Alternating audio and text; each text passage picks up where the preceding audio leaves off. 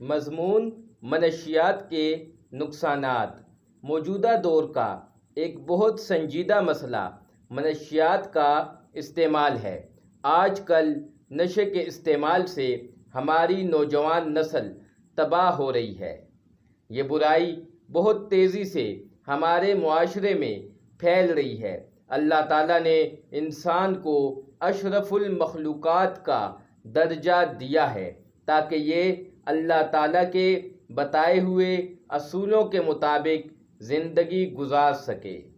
لیکن نہایت افسوس کی بات ہے کہ کچھ لوگ نشے کے سمندر میں ڈوب کر گمراہی کے راستے پر چل پڑتے ہیں، جہاں سے بچ نکلنا ان کے لیے انتہائی مشکل اور کٹھن مرحلہ ہوتا ہے۔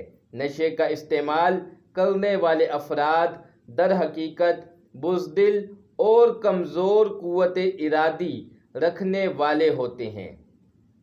ایسے لوگ شدید دباؤ یا اضطرابی کیفیت میں نشے کی طرف راغب ہوتے ہیں۔ آج کل کچھ لوگ شوق میں یا بری صحبت کی وجہ سے اس برائی میں مبتلا ہو رہے ہیں۔ نشہ آور ادویات کا استعمال طبیعت میں جوش، خوشی، امنگ اور دیگر جذبات کو ختم کرتا ہے، نروس سسٹم متاثر کرتا ہے۔ اس سے مریض کی ذہنی اور جسمانی صلاحیتیں کمزور پڑ جاتی ہیں۔ پاکستان میں گزشتہ کئی سالوں سے منشیات فروشی، اس کی پیداوار اور استعمال میں اضافہ ہوا ہے۔ بعض معزز گھرانوں کے چشم و چراغ بھی نشے میں گرفتار ہیں۔ آج کی نوجوان نسل مکمل آزادی اور معاشی خوشحالی چاہتی ہے، لیکن محدود وسائل انہیں بغاوت پر اکساتے ہیں اور یہ حالات کے دائرے میں بہہ کر نشے کے عادی ہو جاتے ہیں۔ نشہ آور اشیاء انسانی اعضاء، دماغ، گردے، دل، جگر اور پھیپھڑوں کو بری طرح متاثر کرتی ہیں۔